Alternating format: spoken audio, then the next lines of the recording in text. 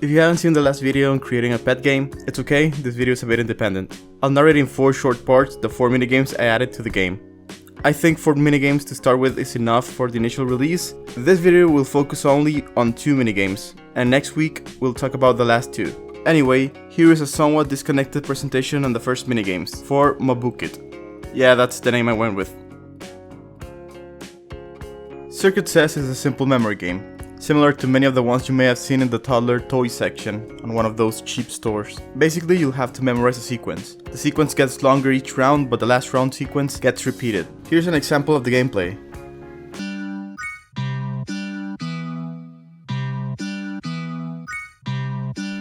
Yep, pretty exciting stuff.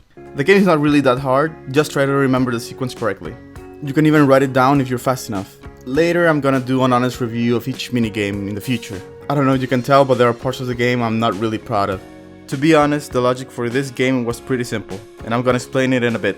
The hard part really was choosing the sound effect for the different little buttons. I debated if I wanted different sound for each button, or the same sound but different tones. I think different sounds could be pretty interesting. However, I had a problem with searching sound effects. Searching for free sound effects has been a bit harder than I expected. There are a lot of these free sound effect pages on the internet, but a lot of the times they have inconsistent license agreements.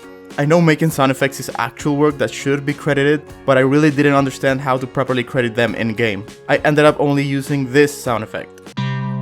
And I just changed the pitch for the different buttons. I did this with Audacity. If you're not familiar, Audacity is a pretty cool lightweight, free, open source program that is pretty well respected, unlike GIMP. All I had to do was change its tone. The tones I chose for this were in the middle of the piano, so the 4 series. I chose a C, a D, an E, a G, and an A.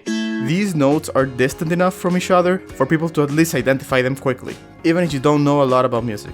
I sorted them inside the game from lowest to highest note. So here's the logic for the first minigame, Circuit Says. Okay, so I recorded myself explaining the logic of the game, but I did it so poorly I was gonna accidentally remove some programming knowledge from your brain somehow. Sorry if I sound a bit dissatisfied with the game.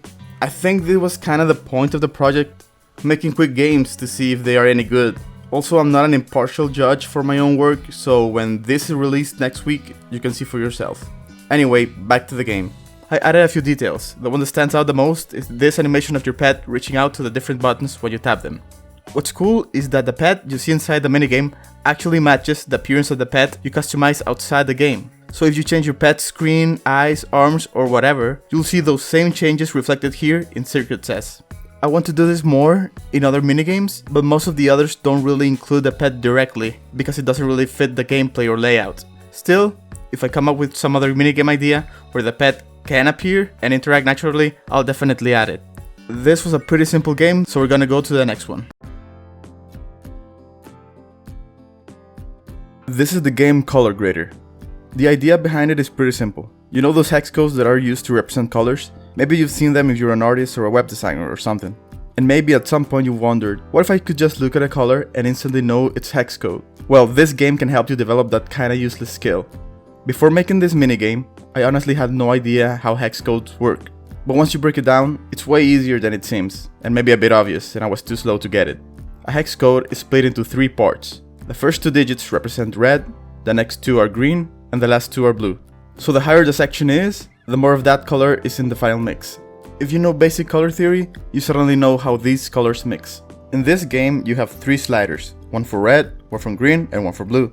As you move them, this small rectangle changes color in real time to reflect your guess. You have to fine-tune your guess until you match the randomly generated target color, as closely as possible before the timer runs out. I also tried making a blind mode where you can't see the color. It was way harder, but honestly, not as fun. Could be an addition in the future though. The logic of the minigame Color Grader is straightforward. Color Grader generates a random color.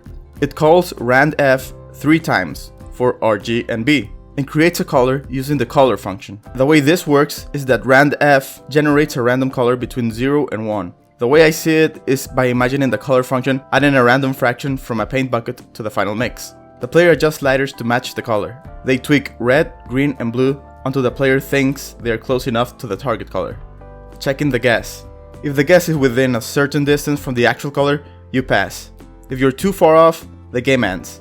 I did this by comparing the actual decimal amounts, the ones generated for the target, and the ones that the sliders show. This was way easier than actually comparing the hex values.